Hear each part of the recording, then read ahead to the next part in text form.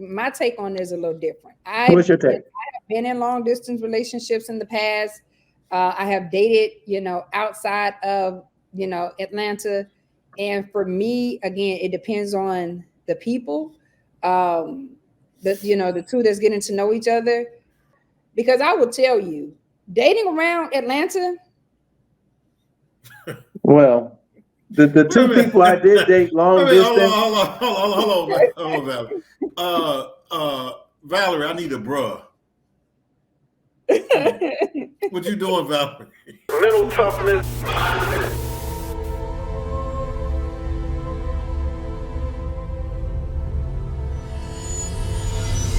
Listen, stop feeling sorry for yourself. Come on, man. What's wrong with you? The mental toughness mindset. I had to go to grow. Covers up. The pick happens.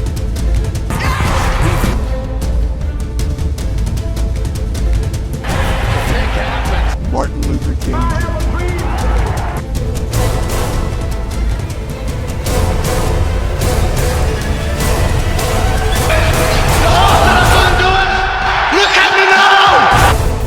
You got challenges that you're going to run across.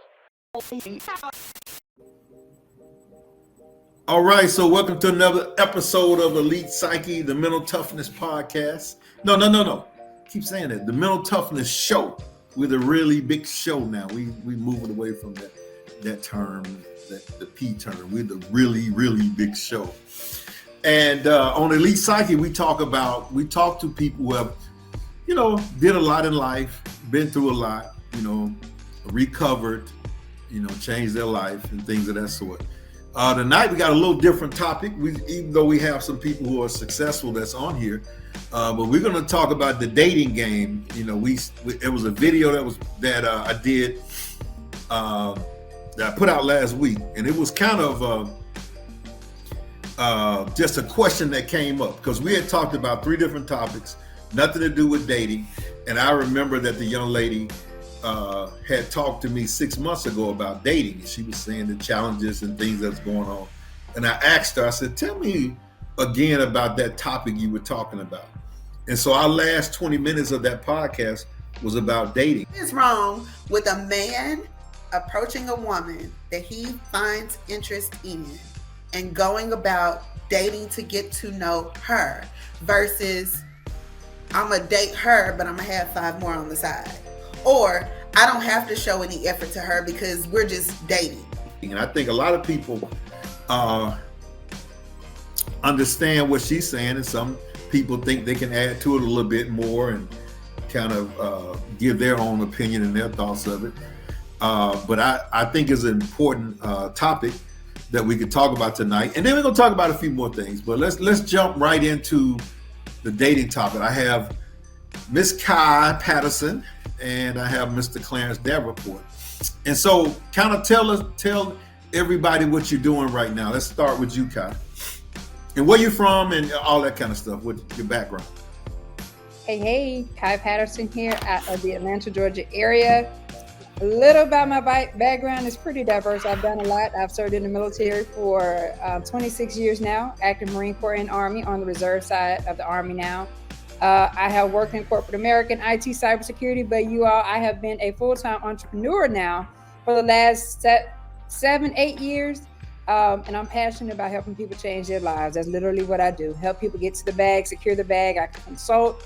I do a lot. So I'm excited to be here to chime in on this topic. I think it's going to be extremely juicy. But we shall see. I'm outnumbered tonight, so we shall see. Okay. All right. Mr. Davenport, tell us a little bit about yourself. Yeah, my background has been in sales, but mostly I've been an entrepreneur. So I've been self-employed since 1997. So it's been a very long time.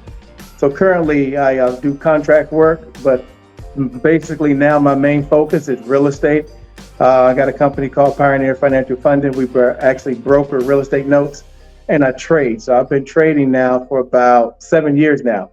And you was actually one of the first persons that introduced me to it from the network marketing platform. But my major focus now is just trading and real estate notes. Okay. Well, appreciate it, man. Look, let's jump right into the topic here.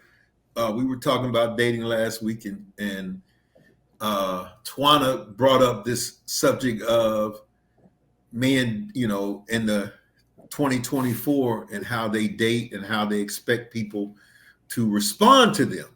And both of y'all saw the video. Both of y'all watched the video. So kind of give your input. Let's start with Kai.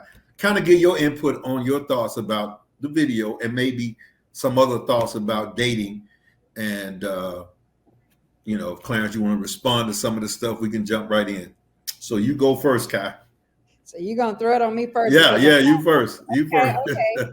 Well, of course, I did see the video.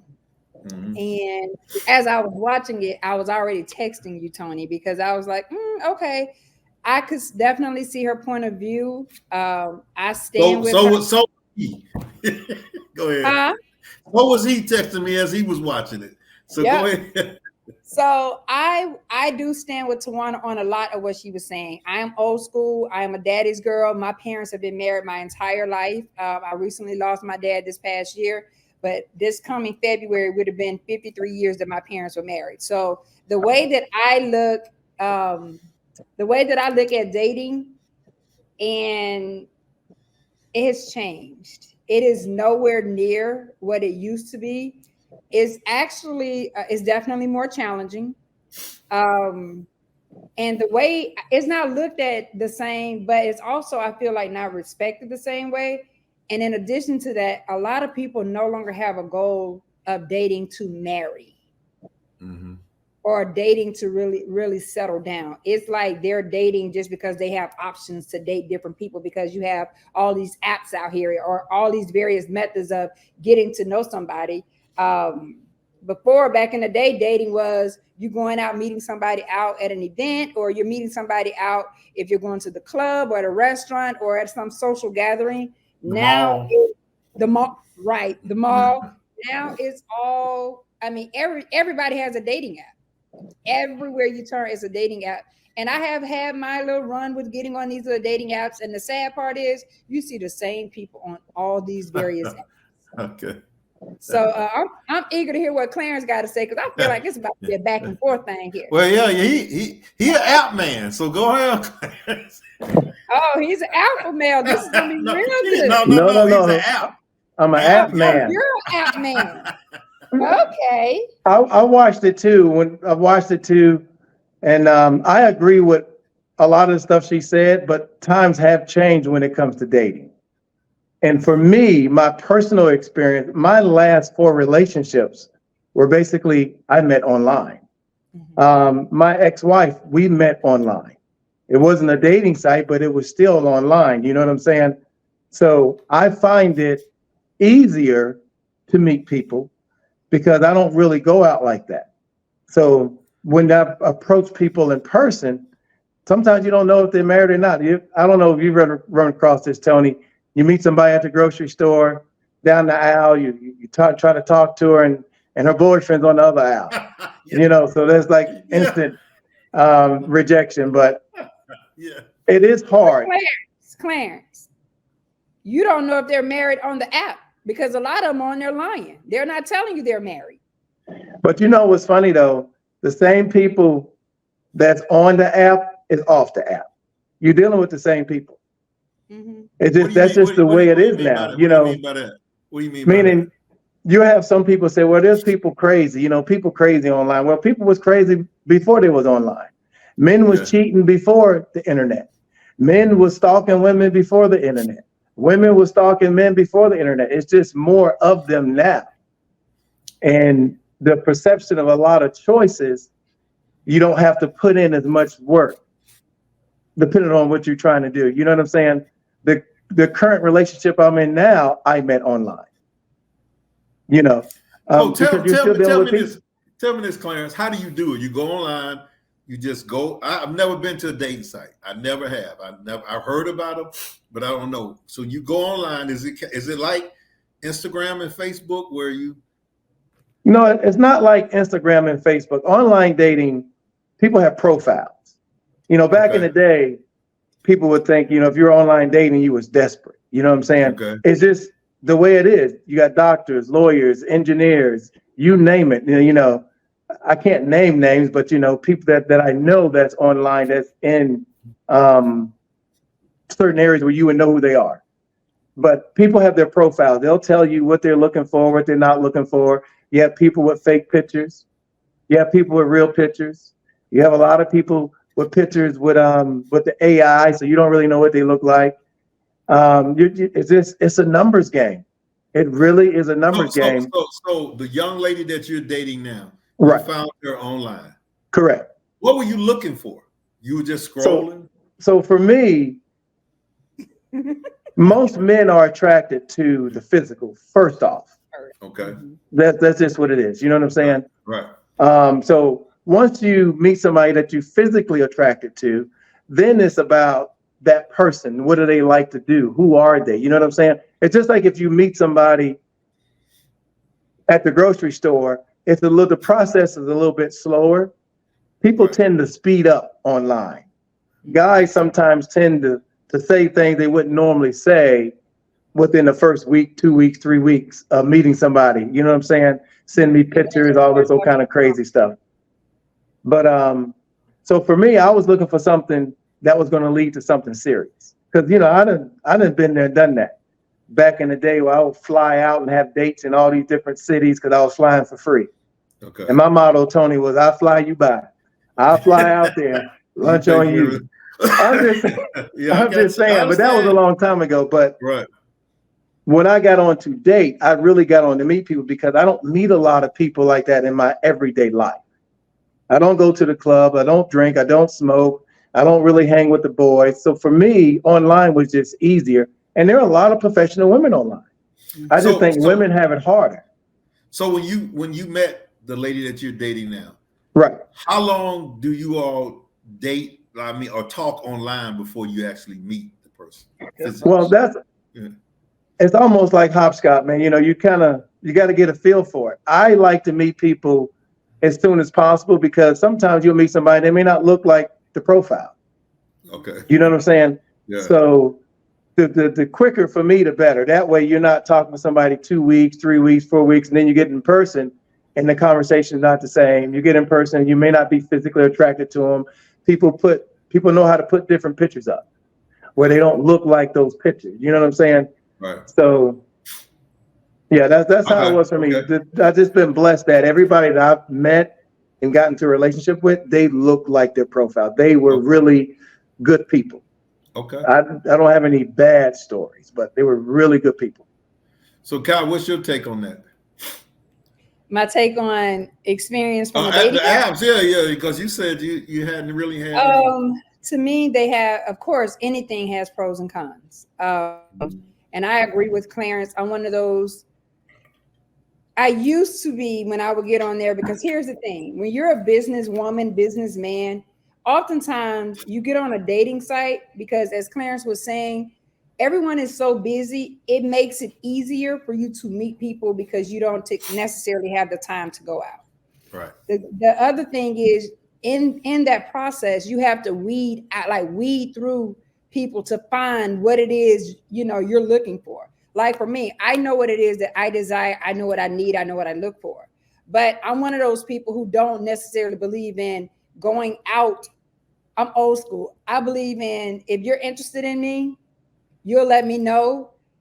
My experience on a dating app is, before I used to didn't want to exchange my information. That's that cybersecurity, that private part of me. But, I have shared my information. So I don't want to waste my time, nor do I want to waste their time. Okay. I know what I'm looking for. I'm looking for something long-term. That typically is on the profile. If they're looking for something long-term, if they want friendship, if they're just looking to, looking for something casual, like people literally would say that that's their choice. And I believe that that's the best way to go to give people an idea where you are, right? Most of the apps that I have been on, that I no longer have a profile on, but most of the apps, or my experience in being on apps, is you create your profile. The men have the ability to see you and like you, and it will show you that there's an interest. If you see from just a first look that there's someone you're interested in as a female, you can now swipe right, or swipe left. That's You swipe right. left, like nope. Like when I tell you, it gets so overwhelming. That's why I can't be on the app, because I will get on there and I'm looking and I'm just doing this. I'm just swiping left so much because I don't see anyone, and it has to be something that pops. And then you swipe right or whatever, and you just for me, you communicate briefly in the chat. Most times they will ask for my information to take the conversation away from the chat to now have a real conversation with people. Now, if you don't feel safe giving out your phone number, they do have a way that you can talk through the actual app, right? But if you choose not to, you exchange phone numbers.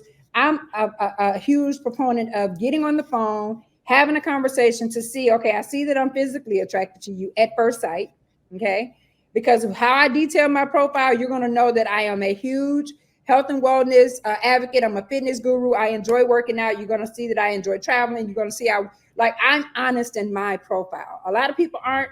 I don't say things that I think is going to pique people's interest, because I want to connect with someone that has these same things in common. I'm a sports fanatic. I love my basketball, my football, all those different things, right? Playing golf. But when we get on the phone and we have a conversation, that takes it to another level.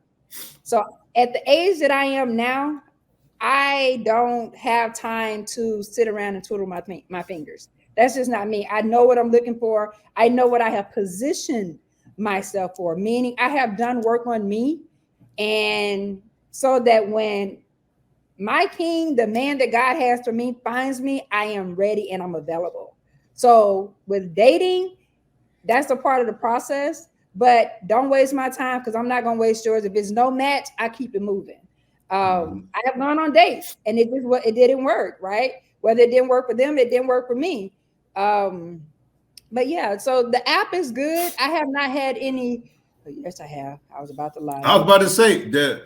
Give me some of the horror stories now. Come on. I have had some Psycho Sams. Okay. What happened? Like what? There was one particular incident. The person seemed very nice. He was a gentleman. We communicated for a while. We communicated via chat for a while. Then we took it to the phone, and then we met out, to watch a game or whatever. And it was cool.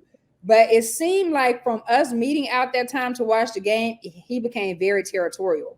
Like, we're not in a relationship. We're not any of that. We're getting to know each other.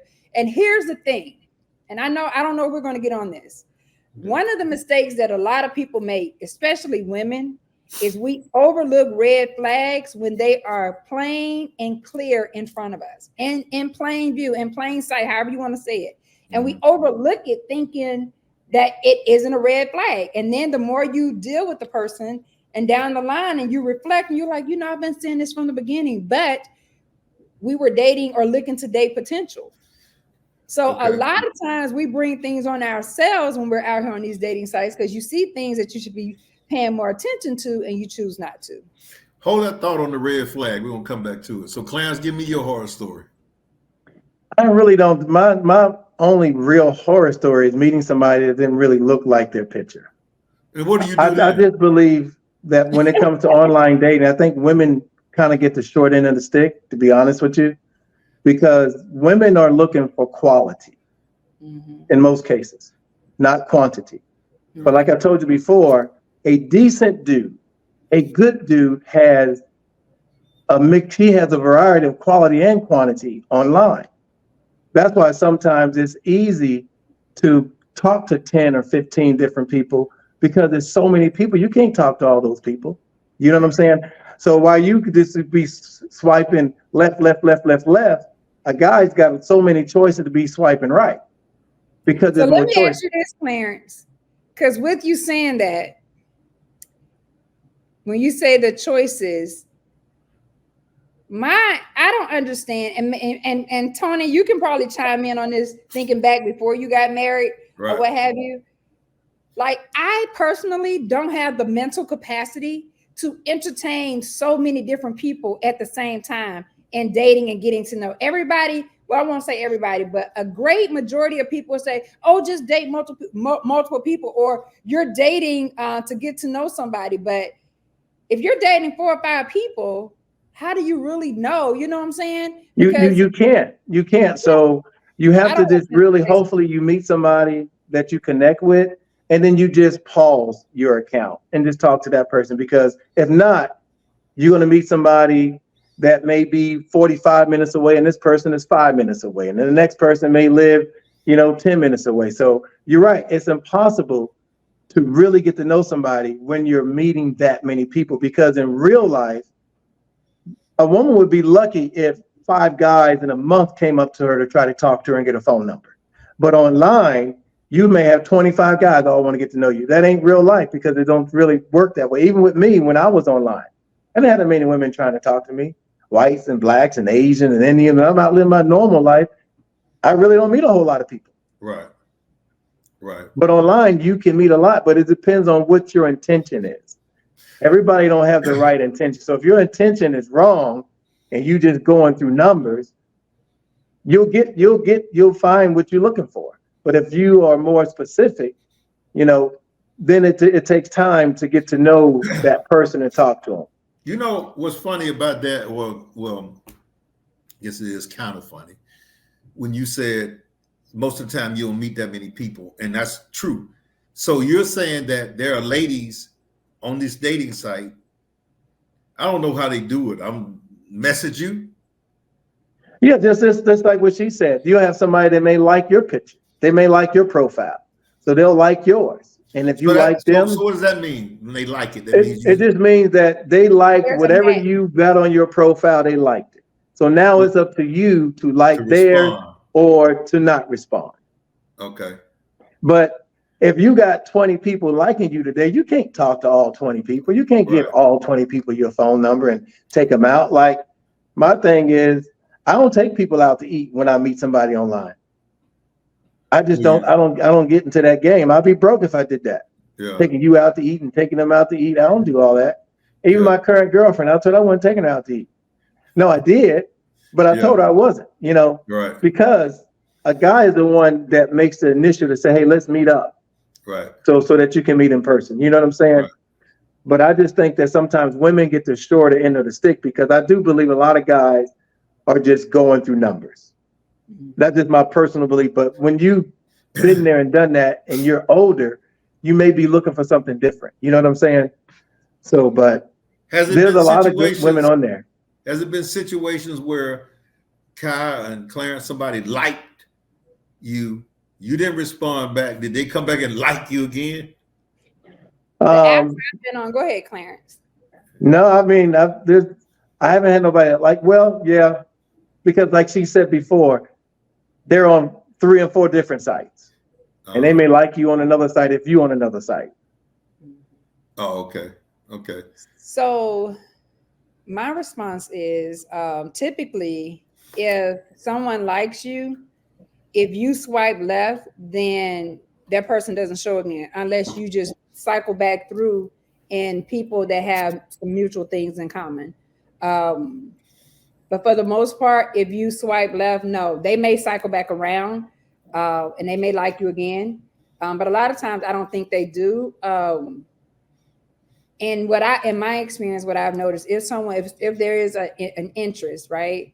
If they've already swiped right that they like me or express some kind of interest, sometimes they'll comment on the photo that you may have up or something like that to let you know that they're interested. If they do that, and even if I go to comment in return, it's going to say that it's going to give you a little sign like there's a match, right? Because you all are communicating. Once communication stops, you don't have to continue that communication. Like you can go up and delete the chat for everybody or whatever the case may be. But for me, the sites has been like, they're overwhelming. I may get on there and I may be on a day or a couple of days, and next thing you know, I'm off of it, or I'll take a pause because I'm like, this is too much. It's overwhelming. Like, it is. And it's a distraction. It's a major, major distraction. You can find yourself on there for an hour, and the only thing you're doing is swiping, and it's convenient, but like she said, it's overwhelming. You can't talk to all those people. People have the motive, just like the guy that you said was possessive. He would have been that way if you met him at the grocery store. because wherever you go with you. Whether you online or offline, wherever you go with you. Mhm. So, Kai, give me some red flags, and then Clarence, I'm gonna come to you for the red flags. What's your red flags that you ignore? What's some red flags that I have ignored? Yeah. Someone always speaking of themselves, or always, it's one thing for us to get to know each other, and we're learning what each other do, but it's another thing when you kind of braggadocious about it. And I have this, I have that, or I've done this and I've done that, because it, and this is Clarence, you can chime in as well, because I think now the perception that a lot of men have is that when they see women of a certain caliber, it automatically makes them think that this woman only looks for men, or only interested in men who are going to buy things for them, or do this or do that. Like, that will not, again, I'm old school. You have to court me. You have to date me, right? So that doesn't mean go out and buy me a Louis bag. I buy Louis bags for myself if that's what I want. I want to know, like, you have to be intentional, and you have to approach me with purpose, because that's what you're going to get from me up front, because I know what I am positioning myself for. So when we talk about red flags, someone coming to me because I carry myself a certain way, and they're sharing all these things, or cars, or all of this, thinking that that's something that's going to pique my interest, and it isn't. And it also makes me feel, okay, you're trying to put me in this box, maybe of other women that you have dealt with in the past, because that's what you had to do, or that's what you needed to do to even get them to go out on a date.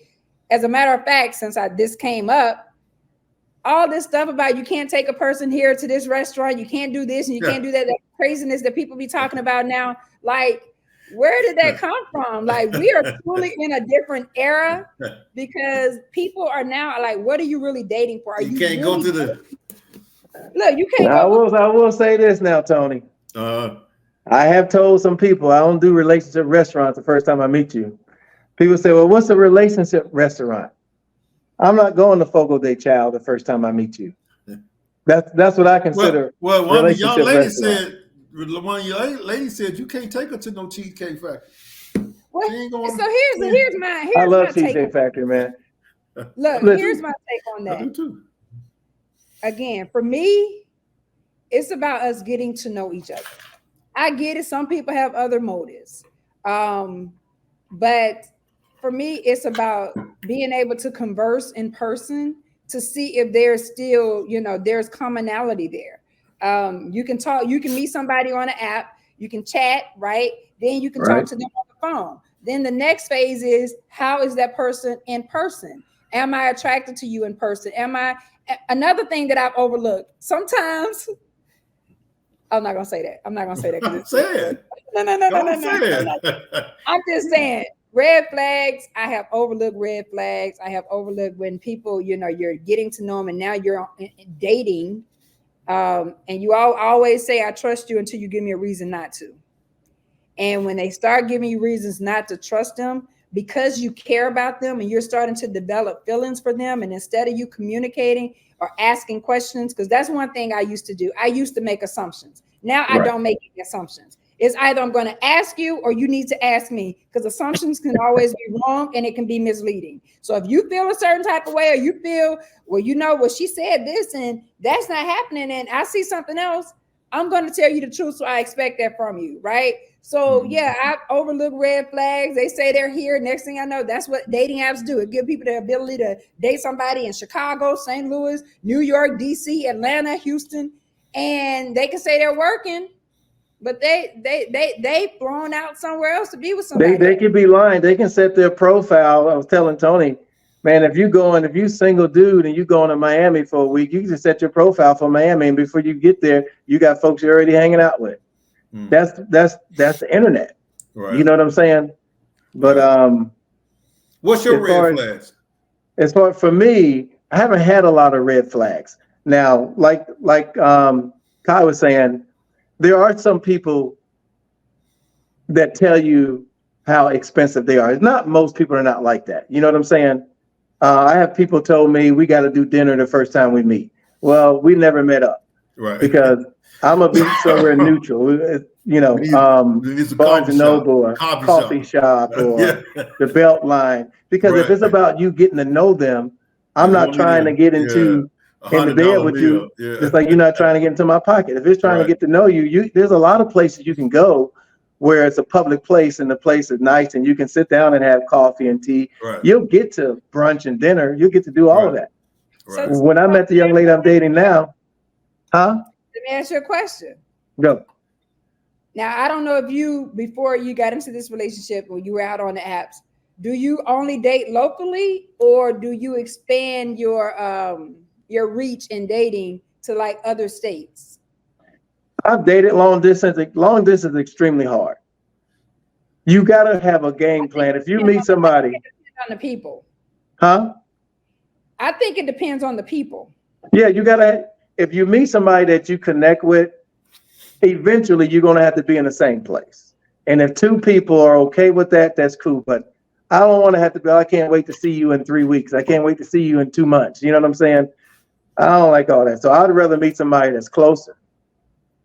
But if you do meet somebody long distance, eventually you got to be in the same place. So I see it. My take on it is a little different. What's your take? I have been in long distance relationships in the past. I have dated, outside of, Atlanta. And for me, again, it depends on the people, the two that's getting to know each other. Well, now, if you had issues or triggers of certain things in the past, that may play a factor in it, right? When it comes to trust and you have this distance and all of that. But I think it will work. It can work based on the two people. And as the relationship continues to progress, of course, the conversation has to be had about whether someone will relocate or whatever should things, continue to move forward. But I just think, I think it depends on the people and if they're honest and intentional in what it is they're looking for. Because I will tell you, dating around Atlanta. Well, the two people I did date long distance. Hold on, Valerie. Valerie, I need a bruh. There you go. All right, Atlanta is bad. Listen, and here's the thing. Hear me out. I'm saying Atlanta because I am in Atlanta. I'm sure if I was in Houston or somebody else is in Houston or Dallas or DC or wherever, they would probably say the same thing. But in Atlanta, my experience. Atlanta's different though, because Atlanta's the melting pot. So you go to Texas, somewhere in Texas, most people in Texas live in Texas. They from Texas. Atlanta's not like that. Yeah. You can have a room full of people and ask to raise your hand if you're from Atlanta. Most people won't raise their hand. Yeah. Well, so Atlanta's a melting pot. But everything, Atlanta's an amazing social city, right? Or even the suburbs, everything. Right. It's almost like, and you have so much fakeness that go on here. Hollywood. Why does everybody say that? I have been in Atlanta for 21 years. Okay. I think I can speak on this by now. Right. It has, when I say fakeness, like it's to the point, like Atlanta's small. The world is smaller than what we think, right? Right. And when you're running into the same people, like some of the same people in these social circles or in some of these at various events, especially if you're in the same type of business or in the entertainment industry or the, just different things. Cause I'm connected. I know a lot of people. God, I'm grateful for all that you have, allowed me to experience. And it's almost like if you go somewhere, I'm a very private person. Okay. Very private. But it's almost like if you go somewhere, you're dating, someone take you out on a date and they end up running into somebody else that they may be dating. Like Atlanta is small. Yeah, I've never run across that. It's or somebody. Hey! It's 6.5 million now. It's almost 7 million like Houston now. It's getting up there now. So I don't know. Maybe the same circles are the same type of people that you hang around. Maybe that might be what it is because it's different types of people. No, So, I know a lot of different types of people. And okay. all it take for me, like, so here's the thing. I was like this even in high school. I didn't want to date anybody at my school because I didn't want to date someone that maybe somebody else in my class or whatever. Right. That's just me. I've always been that way. I served in the military on up to where I am now. And what I'm realizing is this is what I had to say to myself. The reason I got on the dating, like my friends were like, girl, you have to try it out. Is because I'm like, okay, Kai, I know how particular I am. And I know what I look for. And I don't think it's hard. Okay. Do I want someone? I saw how my dad treated my mom. Again, they had been married 52 years. A blessing. Is 9 of us. I'm one of 9 children. And it's one of those things you can't unsee what you've seen. You cannot hear what you've heard, right? Right. So when it comes to dating, there are certain things that I expect from a man, just like there are certain things a man expects from a woman, and getting to know each other.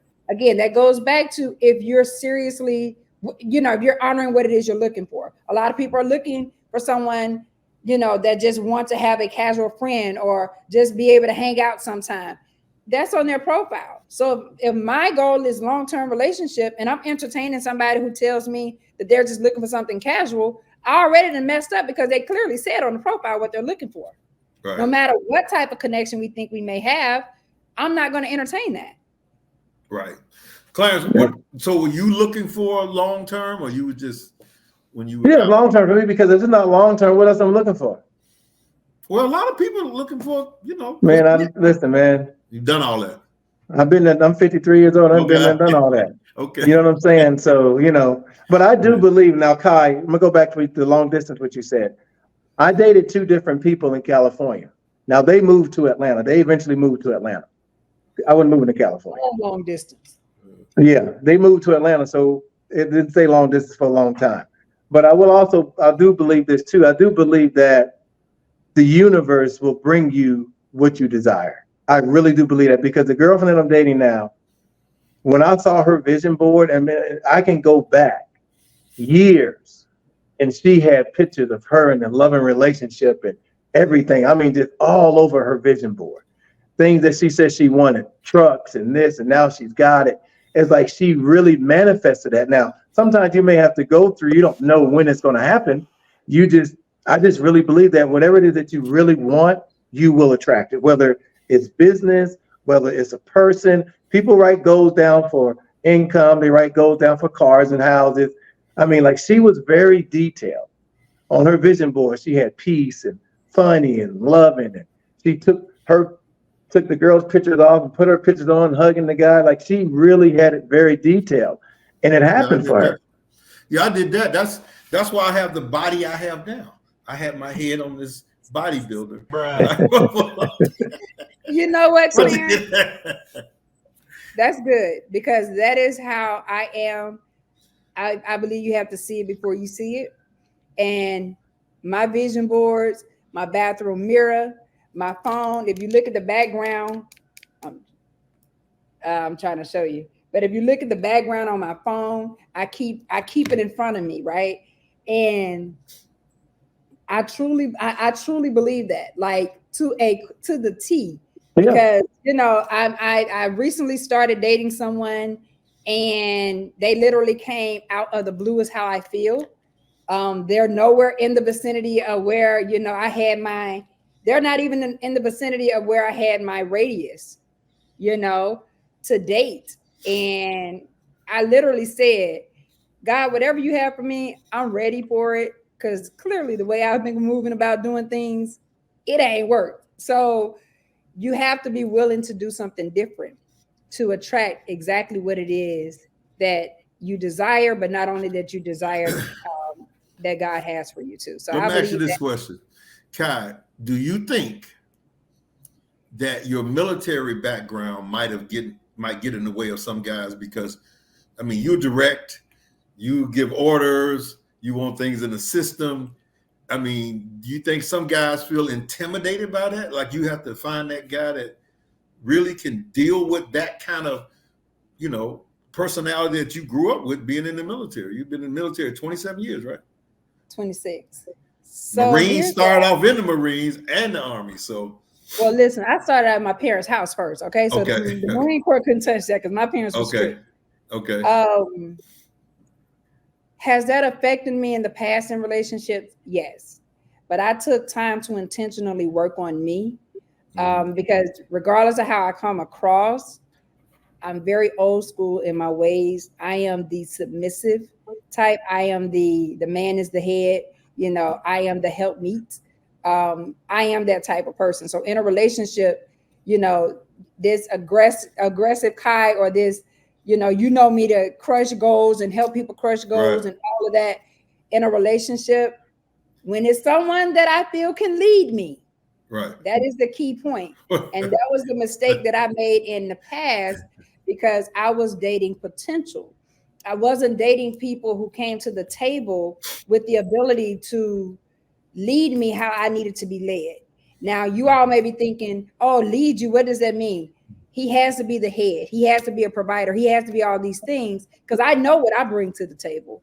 I Right. know that I'm going to help elevate you. I'm here to enhance your life, not to take anything away. So that's what I need as well. And I realized there's been one relationship, and again, this is with me doing some work on Kai, that I was in that was a horrible relationship, but I stayed in it because that was the only person that elevated me. So I allowed the elevation and how we were able to do and build and grow Right. to blind me from all the things that were so visible, Right. and that I should have turned away and walked away from years prior. Right. Right. So, Clarence, what do you think about that? I agree. You know, sometimes people. Wait a minute. Have you met females, ladies, that you feel are too assertive or too aggressive? Not aggressive, but too assertive. Yeah, I have. The word that they're using now since what's his name? I have met. Which I don't believe in alpha females, but that's what they say now. Alpha females. Right. I have met, I guess if you think about the term alpha female, see, doesn't necessarily always mean it's from the negative.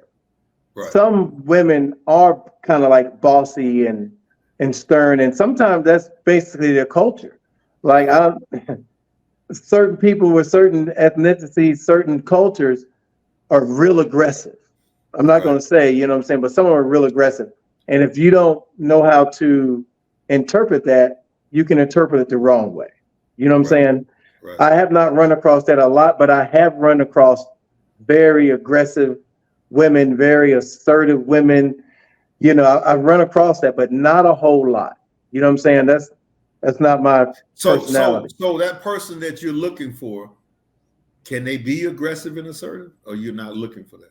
But I haven't found the person I'm looking for. But I've been saying the person that I'm with, you can be aggressive and still be a female and still be soft.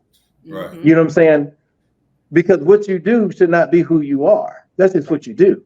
Who you are is who you are. So you can be aggressive and still be sweet and kind and all of that stuff. You know what I'm saying? Now the person I'm talking to, she's wonderful. I mean, I really can't say enough. I mean, it was just God smiled on me. Well, I'm just gonna be honest with you. Okay. You've never got into an argument with her and she turned up on you and you like, oh. No. No, I have been in a relationship like that. You know what I'm saying? I have been in a relationship like that only one time, but most of the people I've been in a relationship with, that's not been the case. Okay. Because I'm not that person. I don't attract that. Right. You know what I'm saying? A lot of times people, if you meeting a lot of people that's cheating and doing all this stuff, sometimes their law of attraction, law of vibration is real. You know what I'm saying? So I don't attract those type of people. I don't attract, oh, there's no good women. I can't relate to that. Right. All I need is good women. I can't relate to the other part. Right. So, but no. Let me tell you something that I heard today from a young lady. We were sitting after a meeting where we had gathered today, and she was talking about going out on dates with men. And Clarence, you don't drink. I don't know, Kyle, you drink wine, right? Okay. So she said, if you sit down with a guy and he orders a Long Island iced tea, you know he broke. You know he goes. I said, why? She said, nobody drinks. That's back in the college days. She said, that's got 5 different alcohols in it. Something like she said, it's crazy. It's cheap. And they said, that's a red flag right there. If you think somebody's going to have some money to spend, if he orders a Long Island iced tea, and I don't know what he don't drink. So, Kai, do you understand what she meant by that? Yeah, I've never tasted alcohol, so you got to tell me, Kai. So here's what I will say. Perception, again, is everything. That doesn't mean that this person is short on funds. Right. I'm not going to, I don't like to say broke. Say broke. It doesn't mean that that person isn't in a good place financially. That can probably be his manageable drink, meaning he can drink those and still be able to entertain, have great conversation, XYZ, and not get tipsy. He's built up a tolerance for that particular drink. Right. You may want to shift it and say, well, have a glass of wine with me. Wine may take him over the edge because that's not something he's used to. I got you. So it doesn't necessarily mean that person is broke.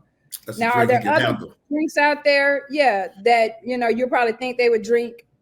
But it also depends on age. That's a drink that a lot of us that do indulge in adult Kool-Aid. They have tried when we were younger. Will I drink a Long Island iced tea now? No. But did I drink a Long Island iced tea when I was in my 20s in the Marine Corps? I did, right? Okay. I don't know too many people now around my age that drinks a Long Island iced tea. Most of the times they'll drink an old fashioned or something like that. But, to each his own. Sometimes I may I call it a Kool-Aid drink, which is like an Amaretto sour. Because I know if we're sitting out, we're having a good time, or I can literally have me a ginger beer which is no alcohol at all, and sit and enjoy a great conversation or have dinner or whatever. And I'll just tell them to put my ginger beer in a certain type of glass. And that is non-alcoholic. So that it doesn't, I don't look at people or first of all, I'm not one to judge on anything. Right. I'm very attentive, but I'm not going to look at someone and say, oh, he's broke because that is a problem that we have. And I'm going to say this, that's a problem we have in our community. And the reason I'm saying our community is because people will start to make money and feel that they have to wear their money. They feel that they have to go to a certain restaurant. They feel that they have to do all these things. When you're dating, you're literally just going out to get to know someone. I want to see how you are. Like for me, I look at how you are with other people. I'm looking at your character. Do you thank the waitress? Do you tip? Do you this? Do you that? I'm paying attention to all these things, and I'm hoping you're paying attention to that with me because those things are very important. I'm going to see how you greet the waitress when she brings you your Long Island iced tea. You know what I'm saying? So I think people have things. People's perceptions are different in what it is you're looking for. So to that young lady, I don't know what she's looking for. I don't know her age group, but the older you get, you become very clear on what it is you desire, what it is you need, and effectively communicating that as you're dating and getting to know someone. And what a person drinks really shouldn't matter.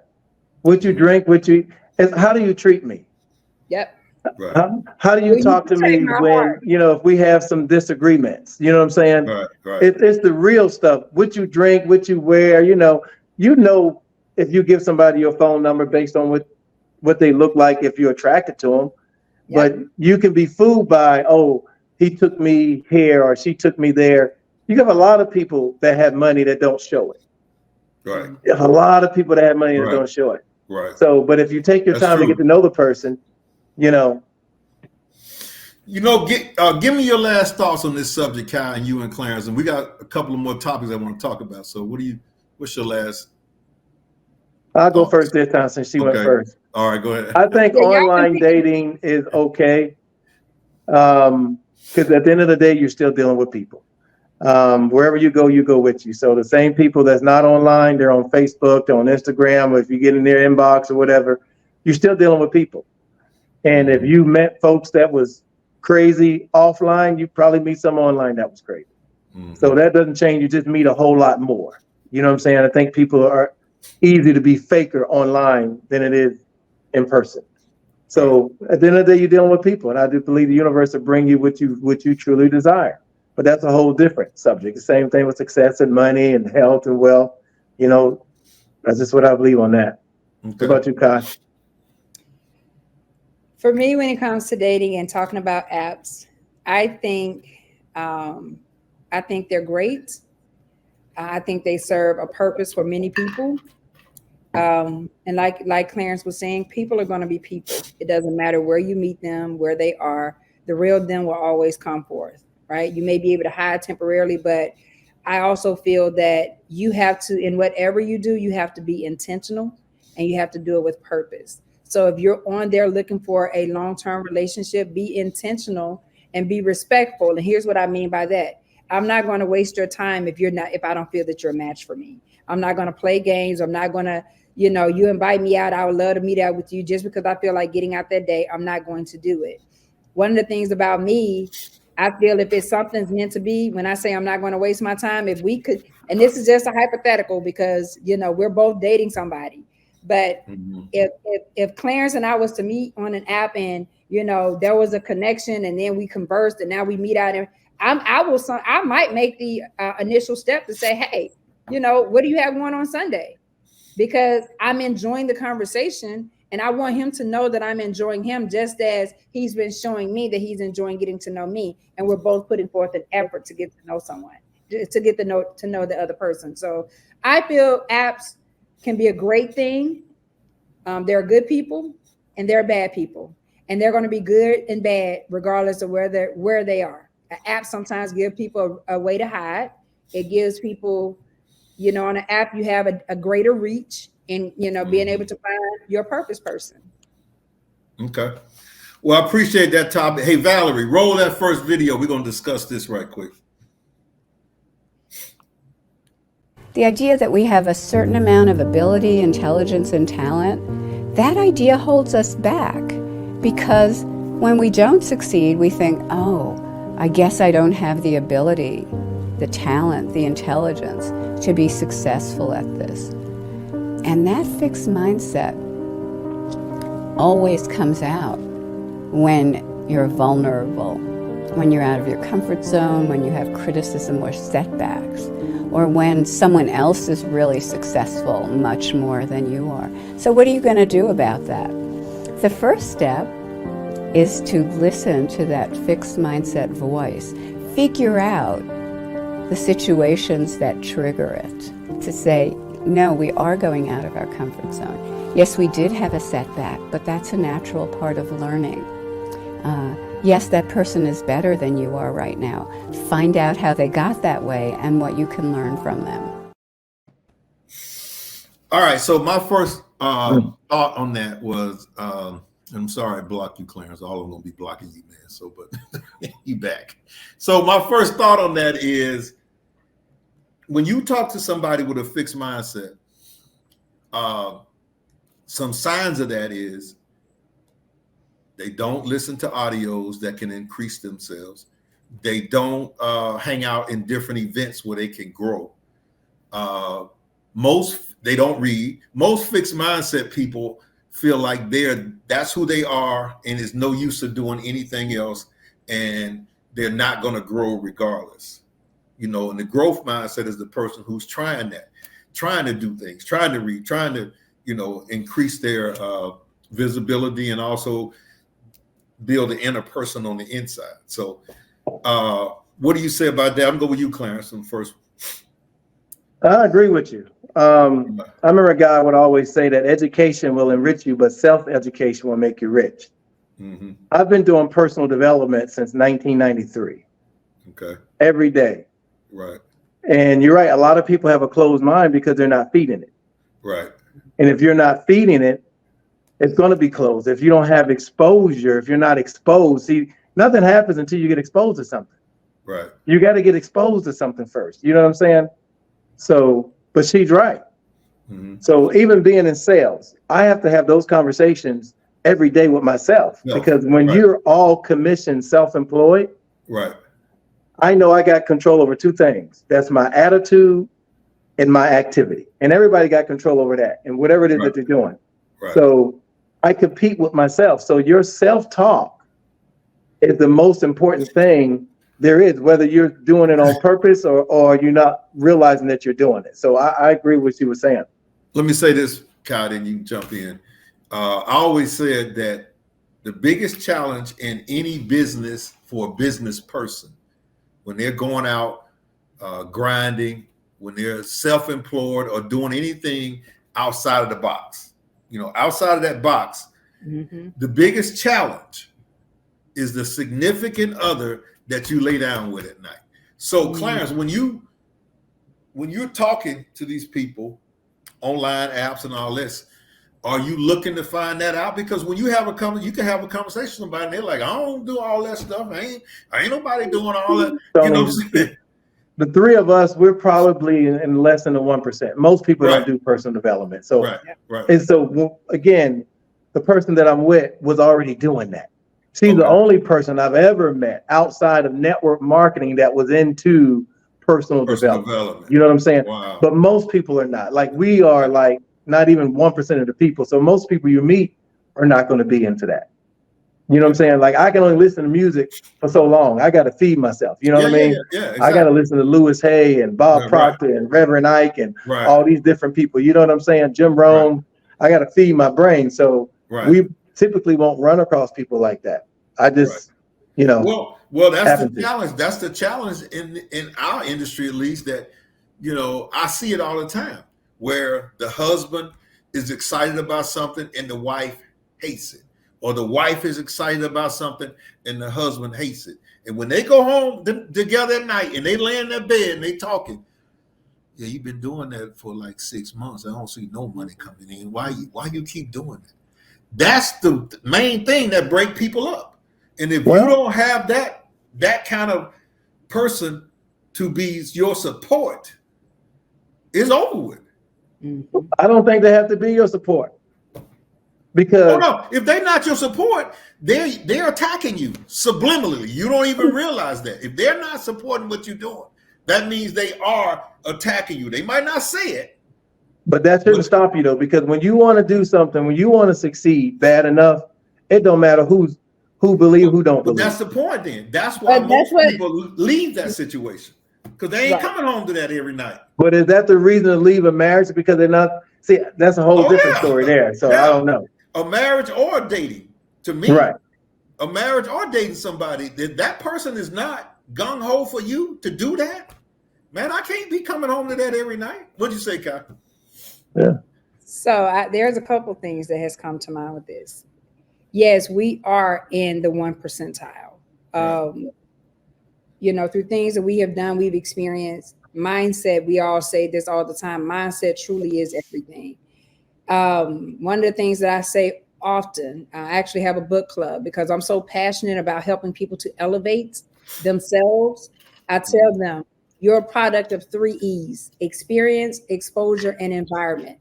Oftentimes people have a fixed mindset because of the experience, exposure, and environment that they were raised in. Well, yeah, exactly. And they have stayed in. Yep. But if they start to position themselves around people that have a growth mindset, they're going to start to make a shift, because that person with the growth mindset will start to rub off on them, right? In some capacity, it's going to rub off on them. Now, going to the relationship or being in a relationship with someone that may have a fixed mindset. Oftentimes, or sometimes we can meet someone where they are, but they can show us that they're willing and ready to elevate.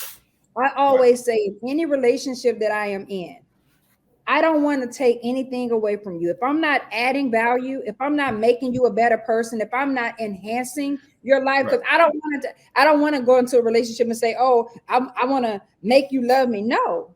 Or I'm going to make you do this for you. No. Because my hope is that you're already there. I want to be able to enhance it. I don't want anyone to do anything that they don't want to do. Now, it's important for me to be in a relationship with someone that we can have these different conversations, or we work on mindset, or we're reading, even if they're doing their own thing, right? But they were doing it before they met me. And like you said about that you're seeing, you're already going to see that. So the law of attraction is the law of attracting. You're going to attract who you are. And I say that all the time too. You don't attract who you want, you attract who you are. So in dating, in business, in all of those things, you attract who you are, not who you want. If you continue to work on yourself and developing yourself, subconsciously, you're going to start to attract those same like-minded and like-minded people. So Clarence, back to you. You don't need no rah-rah when you come home. You don't need, when you beat up that day, you don't need that spouse or that significant other saying, man, I'm in this game with you, man. I believe in you. I know you can do it. What can I do to support you? You don't need that. The reason why I say I don't need that is because that's got to do with my career being in all commission sales. Because I have to motivate myself. So whether you motivate me or not, I'm motivated because I got to go fishing every day. That's why residual income is so important. So you don't have to do that. You know what I'm saying? That passive income. Right. So when you come from somewhere where there's no leads, no salary, no benefits, I don't need nobody to motivate me. I'm blessed that she was that way when I met her. My ex was that way before I met her. You know what I'm saying? But for me, I'm not going to be she don't support me and you make it. No. I believe in me. And since I believe in me, I'm going to make it happen regardless. That's just my attitude. But it makes it easier when you have somebody that's going to be there supporting you and that's going to, want to grow versus, but everybody I've dated, even though they have high careers, but they also entrepreneurs too. I've never just dated somebody that's just a 9 to 5 person, don't know nothing about entrepreneurship, not interested.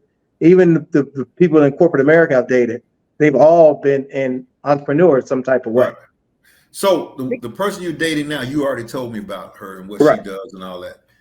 You don't support her? You don't believe in what she's doing? Yeah. Do you rah-rah her? Yeah. I'm just saying, I personally don't need that. So I can do that, but I personally don't need that. But she does it, but I'm just saying, I don't need that. Have it is good. It's you appreciate it when you have it. Absolutely. Well, here's the thing, I appreciate it. Though, he's saying that he's never dated anybody who was against him. See, you ain't never been in that relationship. I've never dated anybody that's been so against you can't me. You can't really say that if this person don't rah-rah you and they don't do that because you've never been a part of that. But there's a difference, Tony. Mm-hmm. There's a difference. Like, why you out this late? Why you out this late? And what you right? What you I'm doing speaking from experience, right? Yeah. So it makes a difference. Okay. It really makes a difference. I know for me, I can't date someone who don't understand the life of an entrepreneur.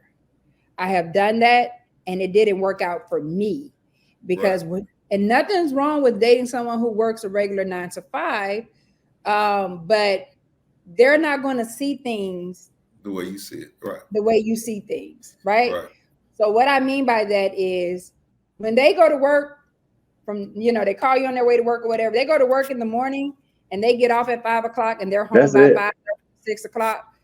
That's it. Most of us, especially entrepreneurs, depending on what type of work you do, and if you're serving a lot of people and helping a lot of people, the bulk of our work may take place once they get off work and they're home. So now you're getting the calls. I'm getting the messages like, hey, how long you think you're going to be out? Or, I may be up speaking or, at a networking event or doing something like that because that's what I do. And they may be like constant, and it's going to get to a point because they don't understand it. They can't relate, right? So it's important for me to be able to date or have someone in my life that understands, but not just that understands. Communication is key. Right. You can't date someone and not communicate with them with, you all are serious with what you have going on and be interested in what they have going on. Because supporting each other, you have to have that support. You have to know. Now, that don't mean if I don't get, like you were just saying, Clarence, if I don't get the support that I'm going to stop. No, because I have a growth mindset. But if I have your support and you understand, even though you may not know exactly what I do, but you understand and respect my grind, my hustle, and know what I'm out there working towards. And you're like, babe, I know, you got a long day. What time are you getting in? I just want to make sure I have something to eat for you. Those roles may be reversed in the way that a traditional relationship used to be. Right. Yeah. So the support is good. One of the things I've seen in my 30 years in this industry is that that's one of the challenges with most people. You know, some guys have it in them and they just can't get it off the ground right then. They might be struggling hard, but that person at home really think what they're doing is so stupid and it just don't make any sense, and that they don't give them that window. You know, after a while, they all upset about, well, you ain't. And some guys, you know, I've seen some guys who hit hard times, and in their mind, their whole mind is that I can't go back to a job. I got to keep grinding. And the person is saying that they don't understand why he thinks that way.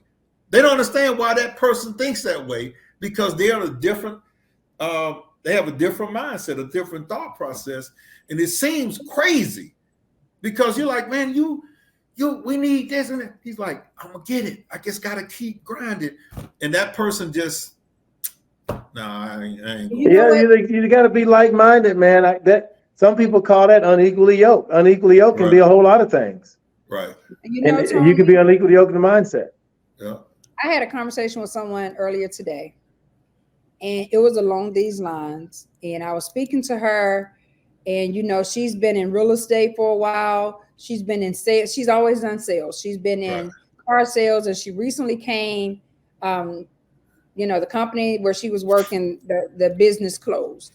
Right. So, you know, her mindset is because she's had this level of freedom from sales and being able to kind of dictate her income, to now she went to try to work a regular job.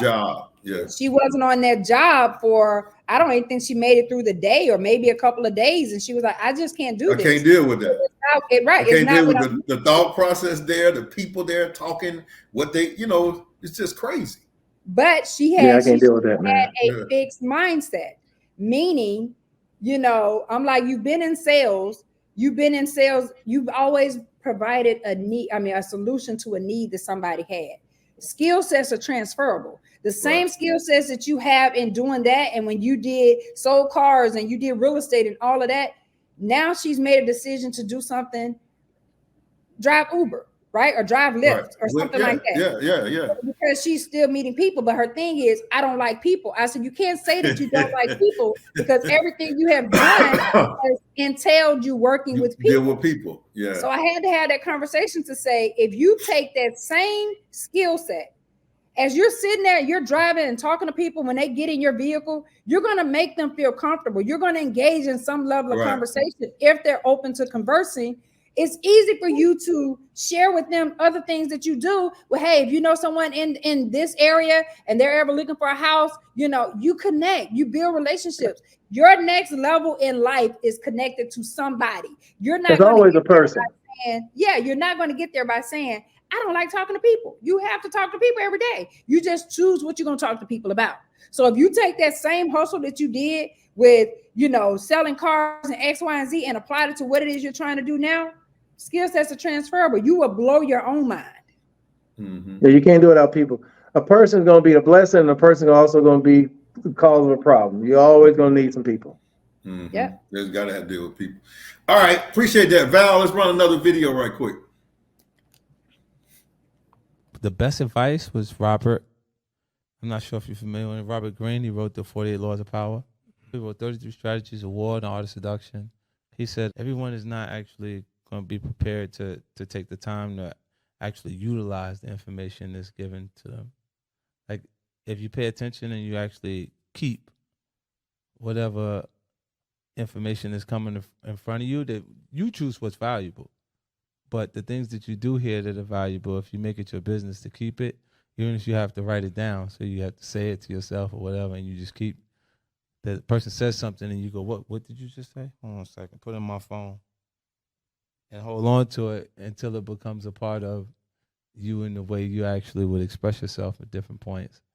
And then you develop a more advanced presentation, and I got that from Robert. You know, I've been doing that all my life. If I read something, I'm going to write it down and I'm going to come back and talk about it later. If I see something in a magazine, I'll pull the sheet out and I will save it for another conversation. Anything that I heard from people, like he said, wait a minute, what you just say?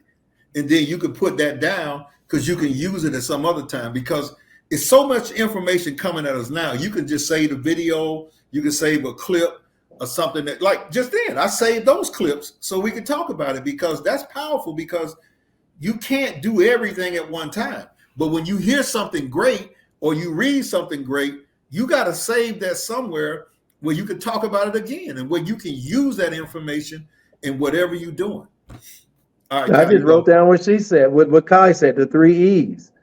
Oh yeah. So when she was saying that, I was writing it down. I said, man, that makes sense. I can use that. Yeah. I can use it, and I can bless somebody else when they can think about it, open up their mind. Right.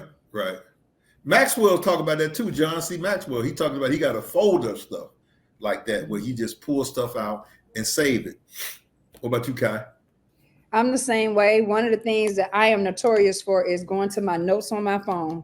And if I can't get to my notes to type it fast enough, I may ask them, could you repeat that again? And I'll hit the little recording on my phone and record it, because I want to make sure I hear it exactly how they said it. Mm-hmm. And no one posts anything original now. Like everybody has heard whatever they heard it somewhere, or seen it somewhere. That's one of the things that the book club I have with a couple of friends of mine. In the past, we've had 300 plus people part of our book club, right? Sometimes people join things because of FOMO, fear of missing out. Other times people join it just because they need to be in a community that's going to help shift their 3 E's. And then sometimes people are there because they want the value added to them, but they also have value to add. Everybody always has some kind of value that they can add, right? That's why I tell them, I said, when you're reading books, at any given time, you can find me reading 3 to 5 different books at a time. Why? Because I read for mastery, not for completion. I'm reading to grab something to be able to apply. Right now, we're reading Winning by Tim Grover. He's the same man. I know Tony and I talked about this. You told me about it. Guess what? He's the same. I'm reading it right now. wrote Relentless, which is amazing. The thing is, you read for mastery. Mastery means something that you just read. Yeah. I need to now apply this to my life. There you go. Apply it to my life to make me better. Right. Because if I make me better, those around me are going to be made better by default. Right. Just like what he said, the 3 E's he took from you, he's going to apply that. And when you reading, you got to grab something out of it and apply. You just can't be just reading. You know what I'm saying? You got to take some of those thoughts and apply them. And Clarence, that's the whole key. Implementation and being what's the word I'm looking for? Intentional. Intentional. So you can learn it just because you read it. If you don't apply it, it doesn't matter. Right. You're not using it. It doesn't matter. You know what I'm saying? Right. So you have to do it. Zig Ziglar talked about always have a note pen and a pad, because you hear something. Bill Brick talked about that. When you go to sleep at night, have a pen and a pad next to you, because you may have a thought. Yeah. Because I've had thoughts and I had no pen and I done forgot what the thought was. Had I had a pen. I use her notes. She's a high-tech person. Man, Bishop Bronner said, if you think it, ink it. Write it down. I got you. I do too. I got my notebooks right too. Okay. All right. I got you. I got 3 of them. All right. On top of that, write notes now. I got index cards and I take my notes. But here's what I was going to tell you, Clarence. As you're telling people about those 3 E's, all of us at any given time, I can't tell you how many times I've changed my 3 E's. I've gotten to where I am now because I changed my 3 E's. At any given time, we can make a decision. I want my environment to be better. I want my experience to be better. And I want my exposure to be better. What do I mean by that? If we was raised in poverty, that don't mean that's where we have to stay. If I was raised around someone or my group of people was always somebody that wanted to go to the club, no. I want people that's all about growing themselves, elevating. Let's go buy plazas. Let's do this. Let's talk about investing. I'm changing my 3 E's. And some people don't realize that they have that control. Like all of us have that control. Man, everything happens in environment. Oh, wow. Everything. You can't go to the St. Regis and have a Holiday Inn Thoughts. Right. Listen. You get exposed. Right. So in certain areas, I just won't live. I had a pastor said that, he does this marriage counseling a lot. And he said he found out that, he said he's been doing it for 20-some years. He said he found out sometimes it's the little things and the little thought processes that can ruin or that lets you know this person is not on your page and this person might not be the one you know. He said, he gave one example of the wife was thinking about ordering some drapes, and she wanted to get drapes to kind of match things around the house. He said the husband, when he was thinking about drapes, he thinking about curtains.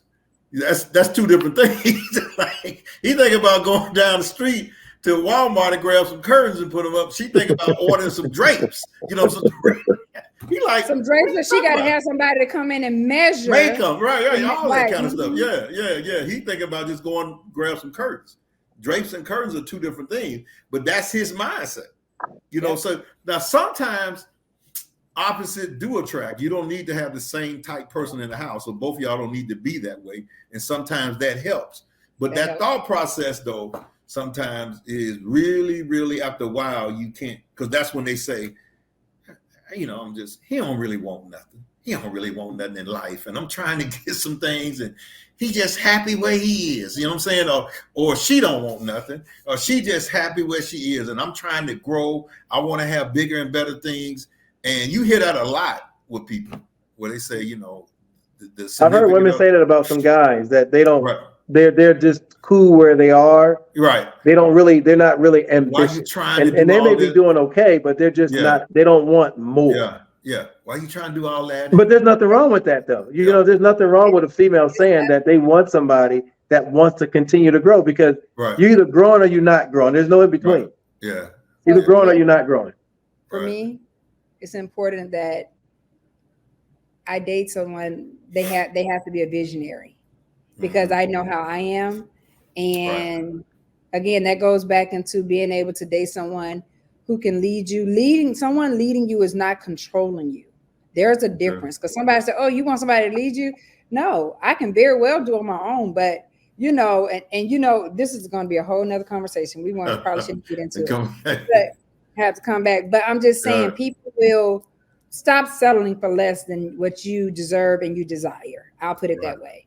Because if you know that you're a visionary, God forbid he done connected the two of you all and you all are both dreamers. Again, Clarence, you're right. There's nothing wrong with someone being where they are and saying, hey, I'm good where I am. I worked hard. I've achieved this. This is all I wanted to achieve. Like, I talk to people, and some people say, hey, I don't want to be a millionaire. I don't want to be this. I don't want to be that. If I'm doing this, but you know, that's their dream. That's what they have desired. Can that change? Of course it can change, but do you want to put them in a position to force them? No, I want you to be exactly who you are, because this is a part of us getting to know each other. Well, and again, there's nothing wrong with that. The thought that I always say to people who say that is, and I'm trying to figure out, didn't you see that in the beginning? Didn't somebody tell you that? Nobody else in your family saw that this person was that way? You didn't see that he wanted curtains instead of drapes? You didn't see that he wanted to shop at you know, Target instead of Neiman or something? Did you see that? How did you miss that? And you've been dating for a while. And let's talk about the mere fact that he may go to somebody and share their conversation. Like, man, I thought she was saying she was just gonna go down the street and grab some curtain. And she was talking about drapes. Oh, you know, you dating that old bougie woman. Because that's the stuff that people will come back and say, because they haven't been exposed to something different. And that's why you keep people out your relationship. I done told this. Yeah, you're right. Keep them all out. Don't post it. Don't put anything, whatever. But I've told this story, I don't know how many times, but I got to tell it again when you said what you just said. So when I got married, we got married down at Sanibel Island down in Florida, and they got it's an island, a resort, and they got all these you know, townhomes and all this on the resort. So I don't know if I said this publicly before, but I'll talk to partners about this. So we go down and we go into her mother's and father's suite first. So we walk in, and her mom is going off. She's going off. She's got American Express on the phone, and she's telling American Express, "This is not no suite. This is some little cheap thing they got. You got us in this. You got to get us out of that." My wife's dad is in the bedroom. He's a big guy, and what's so funny, you can see his feet hanging off the bed because the bed ain't big enough for him, right? And he's telling my wife, "Shelly, get your mother. I'm not moving. Get your mother. I done spent enough money. I don't get her off the phone with American Express because we're not moving from this place. We'll be here for another 3 days and we go home. I'm not." And she on the phone. This is some junk. This is not the way, and he's like, "Get your mother because I'm not moving." It was so funny. So we left out. We go upstairs with my mom, my aunt, my two aunts. They up there. And when we walk in, we walk out on the little patio deck where they out there sitting there. My mom say, "Ooh, I see how the rich people live." This is so nice. This is beautiful. This is, it was like night and day. So I knew I had somebody bougie, but I'm like, it's like, "Oh, this is so, you got to bring me back down here. You got to," my aunt's like, "Oh yeah, look at the ocean. Look at the water. This is so beautiful." And downstairs where we just left, it's some junk. "I don't believe you got us in this. American Express, we're not going to pay you. Get your mother, Shelly. Get your mother." So that's like curtains and drapes almost. That's that exposure that Kai talked about. Yeah, you're right. It's that exposure. Here's the exposure. Now, I had to say this. A mother, her dad owned a few Burger Kings. He played professional football, so Firestone, they travel around the world. My mom, she got her college degree. She'd been teaching for 30 years and didn't really go anywhere. That was just who she is. That's her personality. She didn't like traveling, didn't even go. So she hadn't been exposed to a lot of stuff. So to her, that was magnificent. That was, it was like, but to somebody who's been exposed to a lot of stuff, it might seem like that's not the way it should be. So that's interesting when you talk about, that how two people get together, and you got to know what you're dealing with when you get started. Tony, some people think $15 an hour is a lot of money. Yep, they really do. Yep. Some people think $40 an hour is a lot of money, and then until they experience something different. Right. You got to experience it. You know what I'm saying? Right. Once your mind gets exposed, it can't go back. Yeah, you can't. You can't go back. That goes back to what Tony said a while ago with, a man that has worked for himself, like you all. Mm-hmm. If you get to a point where you feel you need to go and apply for a job, mentally, that's going to mess you up. Mess you up, yeah. It's going to mess you up because you're like, what have I done to now get me? Listen, I have had those same thoughts because I have been we've achieved so much. And like you said, we're in the 1% in different things that we do.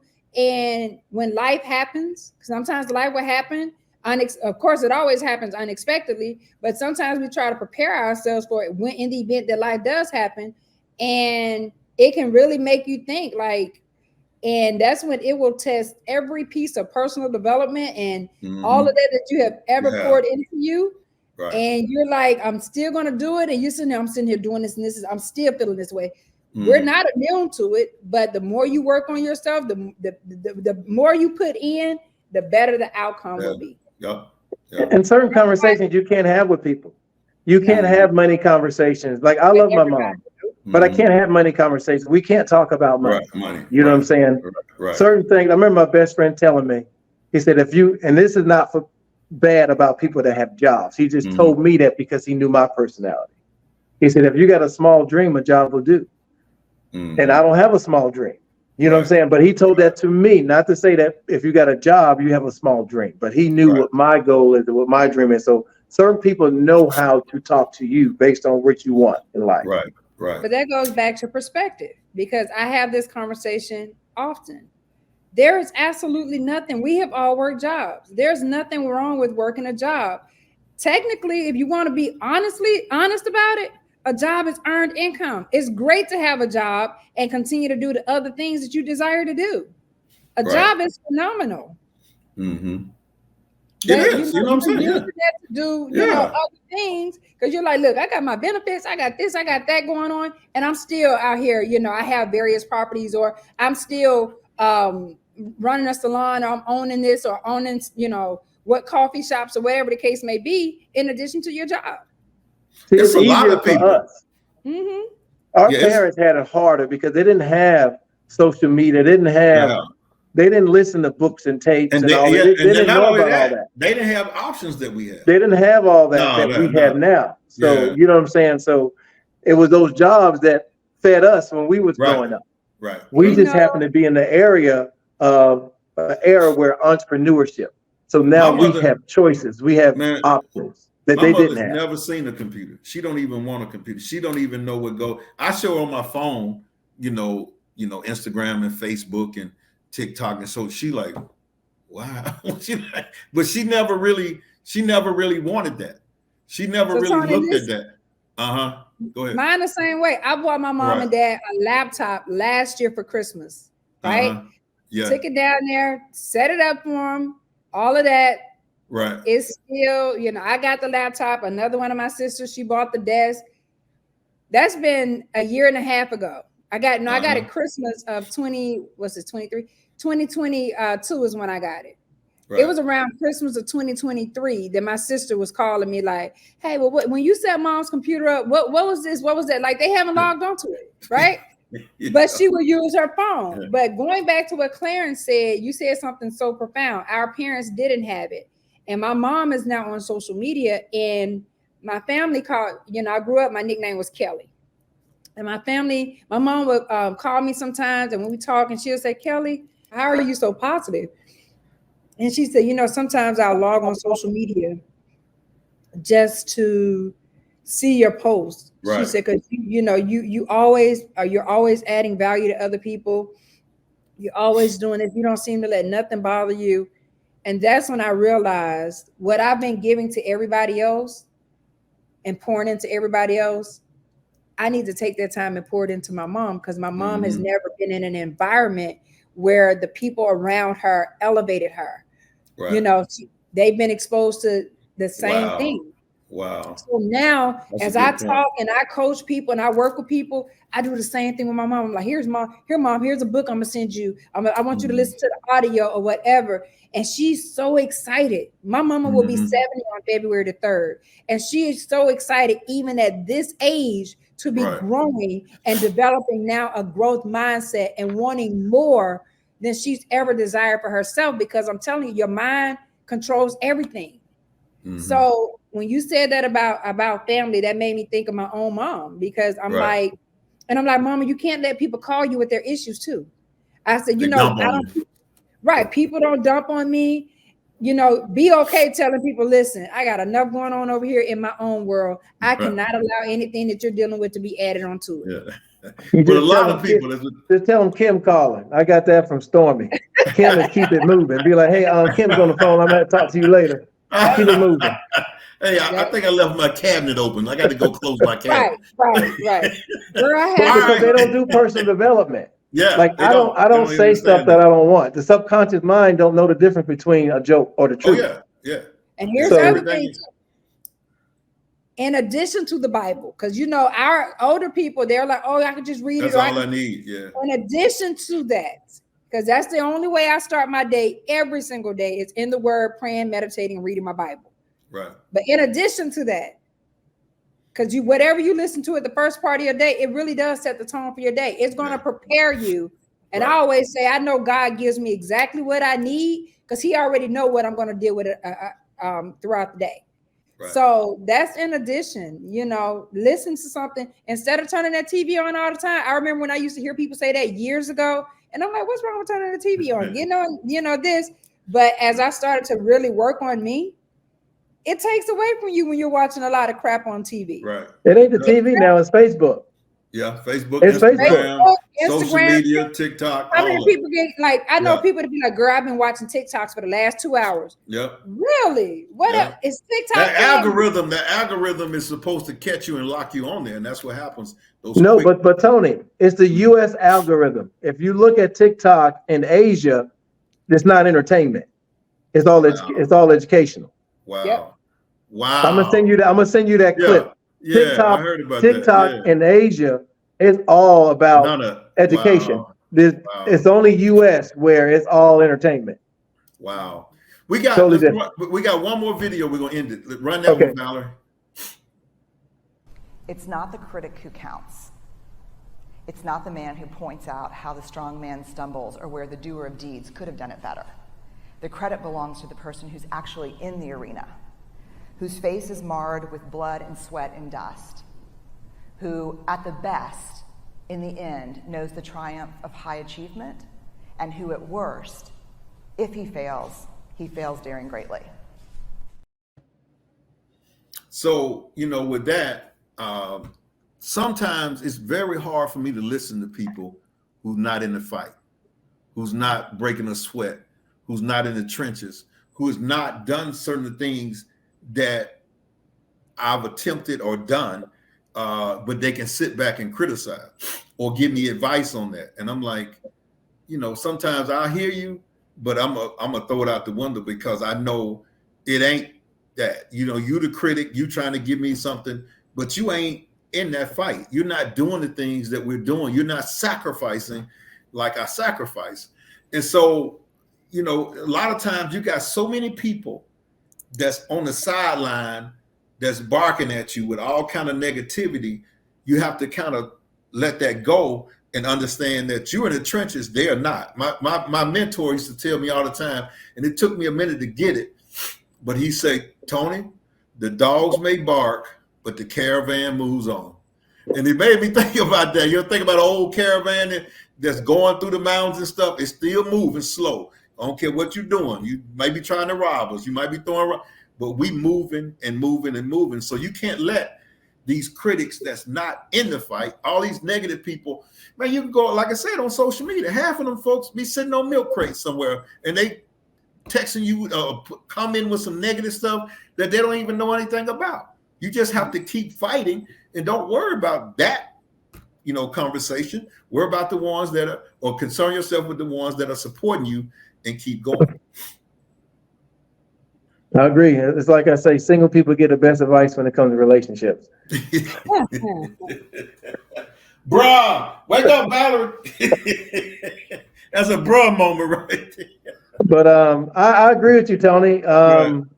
If they're not in the fight, they don't understand. Right. And it's okay they don't understand, but that's why you keep your circle small. The smaller your circle, and you don't always have to, and we all do personal development. Some people teach, don't even tell people your goals. Mm-hmm. Keep them to yourself. Yeah. I agree with that. I agree with that totally, yeah. Waddle Because Dee they can't Waddle say that. sabotage. Yeah. He talks about keeping your goals to yourself. A lot of these guys say that. So when you do that and your circle's small, you don't have a lot of people that's telling you what you can't do and you can't do this, you can't do that. You know what I'm saying? Because your circle's so small, it's only 9 negative people. They get around a lot. There's only like 9 of them. You know what I'm saying? Yeah. But you can't allow them to sabotage you because they don't know the game plan you running. If you keep it quiet, they can't even go out there and try to say something. And then once it happens, boom. Steve Harvey said that. He said, y'all telling people y'all goals and dreams, and they beating you up over. Yeah, exactly. They out here trying to sabotage you. Apple don't go out and tell them what they're doing. They do it and then they present it. And then now it's the best thing in the world. Right. Mm-hmm. So we good with that? We good? Yeah, I appreciate you guys tonight. Y'all give me some last thoughts on the whole thing. I got one thought. This. Okay, go ahead. Kai, you look like the lady from what's her name? Cosby Show.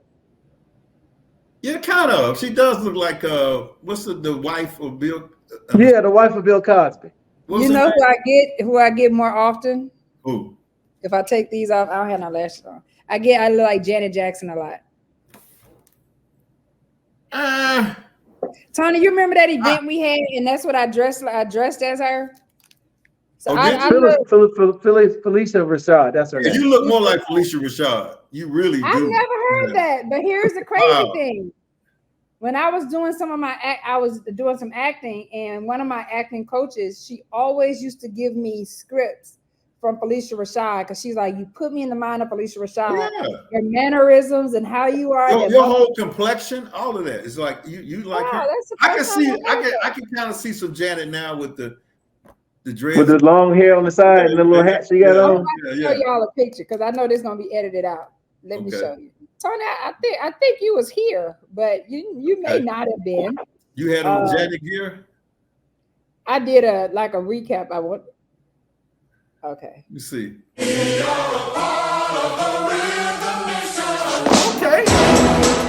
Wow, I see that. I kind of see that with that. Oh man, bring it down some. Bring it down some.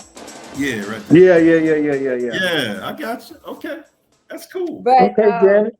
Oh yeah, Janet. But I always heard that when I model and do TV stuff, like when I have the makeup and the lashes and all that, that's what I get it like, oh my God, everybody ever say you look like Janet. I said, yeah, maybe when she was Penny, before anything changed. Yeah, I forgot about but, Penny. But I appreciate that. Either way, it's a compliment. I appreciate that. Speaking of appreciate, I appreciate you guys for coming on tonight. I really enjoyed our conversation. You know, I'm gonna call you all back for some more when we might have a couple of more people on here, like a couple of more ladies on your side, Kai, and then we might get another. Let's see if we get 5 or 6 of them. Yeah, you did great. And Clarence, you also did great, man. I appreciate you guys. Hey man, if you want, man, my girl, she's in Dallas. When she come back, I'll introduce you to. You might want to have her on the show. Yes, you know that. I'm always looking for people that we can have on. So cool, let's do it. And you know, well, you did an awesome job, Tony, man. I appreciate being on. It was nice meeting you, Kai. But you know who I'm waiting on? I'm waiting on him too. It's been almost 6 months. When we get him, we're gonna blow up. Y'all, I ain't gonna mention who it is right now, but we gonna get him, right? We're gonna get him. All right, okay. Universe gonna bring him around. Bring him on around. All right. Well, I appreciate you guys. We sign it out, and don't forget to go like, subscribe. And I told y'all we had about 6,000 subscribers now. I want to get to. My goal was to get to 10,000 in 12 months. It's been 9 months. We got 3 more months to get 4,000 more subscribers. Come on, man. Just go and share it with some people and say, look, just help this brother out. He's trying to get a few more subscribers too. So we out of here. Thank you guys. All right, Tony. All right, guys. Bye, y'all. Make sure that you like and subscribe and hit the all button and all that kind of stuff, because we're going to have a lot of good interviews on this podcast.